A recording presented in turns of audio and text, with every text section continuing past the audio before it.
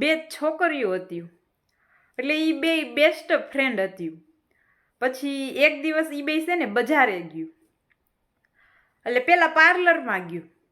એટલે એક ફ્રેન્ડ હતી ને એણે કીધું એ પાર્લરવાળીને, એ કે હું તો તારી રોજની કસ્ટમર છું, એ કે મને કાંઈક ડિસ્કાઉન્ટ કરી દે. એટલે એ પાર્લરવાળી કહે કે કાંઈ વાંધો નહીં, કે થઈ જાહે.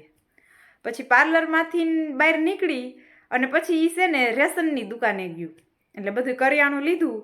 એટલે પછી જે એક ફ્રેન્ડ હતી ને એણે એ દુકાનવાળાને કીધું, એ કે હું તો તમારી રોજની કસ્ટમર છું, એ કે કાંઈક ડિસ્કાઉન્ટ કરી દો. એટલે કે કાંઈ વાંધો નહીં, હું ડિસ્કાઉન્ટ કરી દઈશ કે. પછી એ બે છે ને કપડાની દુકાને ગયું, એટલે કપડાં લીધા ને એટલે એક ફ્રેન્ડ હતી ને એણે એમ કીધું કે હું તો તમારી રોજની કસ્ટમર છું, મને ડિસ્કાઉન્ટ કરી દો. એટલે દુકાનવાળા ભાઈ કે કાંઈ વાંધો નહીં, કે હું ડિસ્કાઉન્ટ કરી દઈશ કે. એટલે એ ફ્રેન્ડે પૂછ્યું બીજી ફ્રેન્ડને, એ કે તું કેમ કે બોલતી નથી કે ડિસ્કાઉન્ટ કરી દો એમ.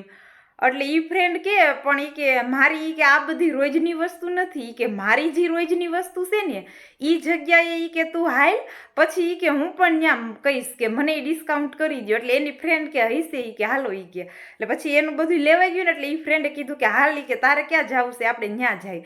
એટલે પછી એ કે હાલ. એટલે એ બીજી ફ્રેન્ડ હતી ને એ એની ફ્રેન્ડને લઈ અને મંદિરે ગઈ અને પછી ભગવાનને કીધું કે હે ભગવાન, આ દર્દમાં મને તો થોડુંક ડિસ્કાઉન્ટ દે, હું પણ તમારી રોજની કસ્ટમર છું. અને એ સાંભળી અને એની ફ્રેન્ડ તો રડી પડી, પણ સાથે સાથે એ મંદિરના જે પૂજારી હતા ને એ પણ રડી પડ્યા.